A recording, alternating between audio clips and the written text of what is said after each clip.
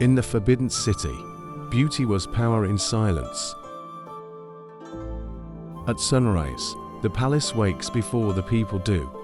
Golden roofs catch the first light. Red walls hold centuries of rules. Inside this world, beauty was never casual. It belonged to order, ceremony, and power. To pass through these gates was to enter hierarchy. Every color, every gesture, every step carried meaning. In the imperial court, beauty was not simply seen. It was measured, noticed, and ranked. Within the palace walls, elegance moved quietly. Silk sleeves, lowered eyes, polished stone, and disciplined silence created a world where refinement was expected. Beauty here had rules before it had freedom. Inside the beauty chamber, the ritual began.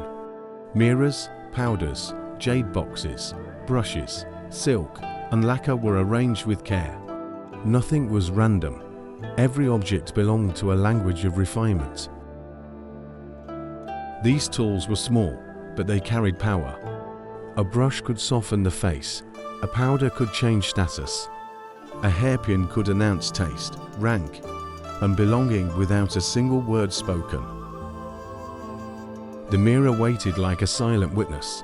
It did not only reflect a face, it reflected discipline, expectation, and the woman she was preparing to become within the palace world. Pale powder was more than complexion. It was the pursuit of softness, purity, and courtly control. In this world, the face was prepared slowly, layer by layer, until nature became refinement. Pearl powder carried the dream of radiance. Soft, luminous, and precious, it suggested skin touched by light. Beauty was not rushed here. It was polished, protected, and made almost porcelain. Then came red, against pale powder and jade. Rouge brought life back to the face. A small amount of color could shift the whole expression, from quiet restraint to controlled vitality. The brows were shaped with precision.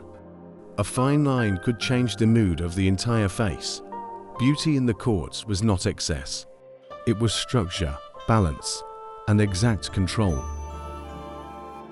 Before the full transformation, she sits still. Her face is not yet complete, but the ritual has already begun. Around her, every object waits to help shape her public self. The powder touches the skin gently. The movement is soft, but the meaning is powerful.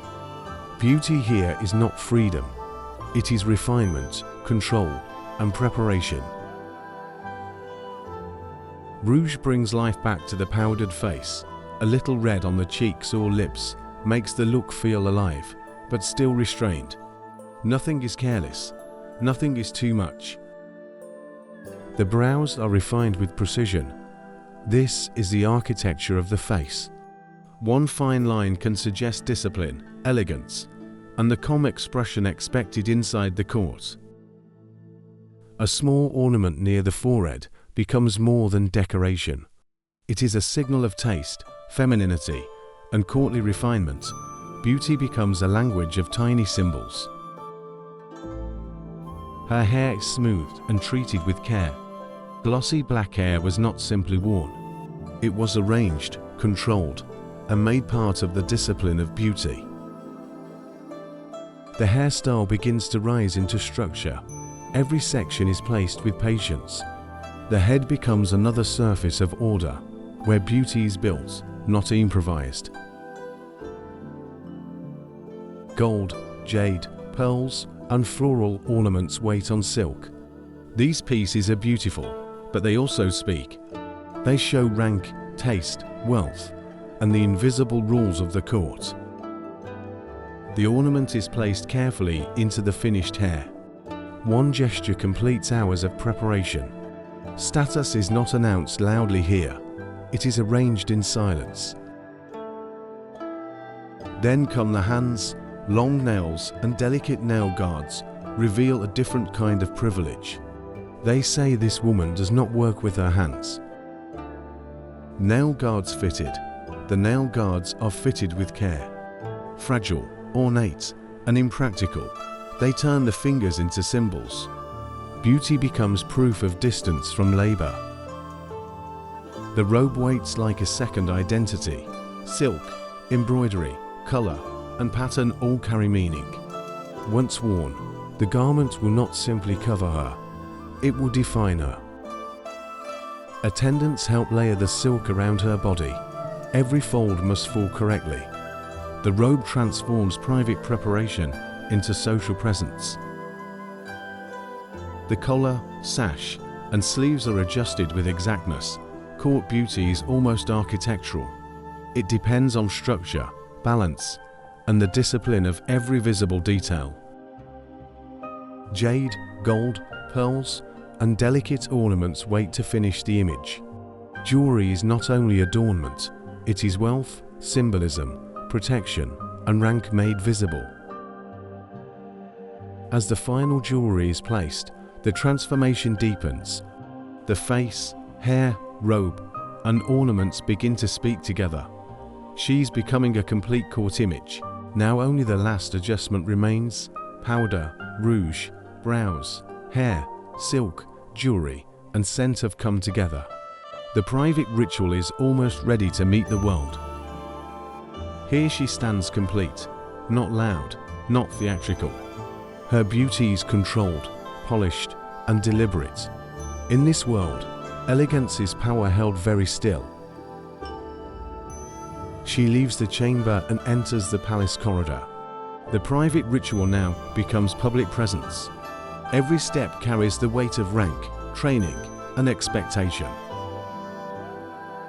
In the garden, her silk moves softly, but nothing feels careless. Even beauty in motion remains measured. Grace is not spontaneous here, it has been taught. As she approaches the hall, she carries more than appearance, she carries science. Powdered skin, red lips, silk, jade, hair ornaments, and hands that reveal status. In this hall, beauty was no longer private. It became rank, language, and power. Every ornament, every sleeve, every painted detail placed her above those who bowed before her. She was not simply seen, she was obeyed. And in the end, the face remains calm, not smiling, not asking, simply composed. In Imperial China, beauty was quiet power, and every detail knew its place.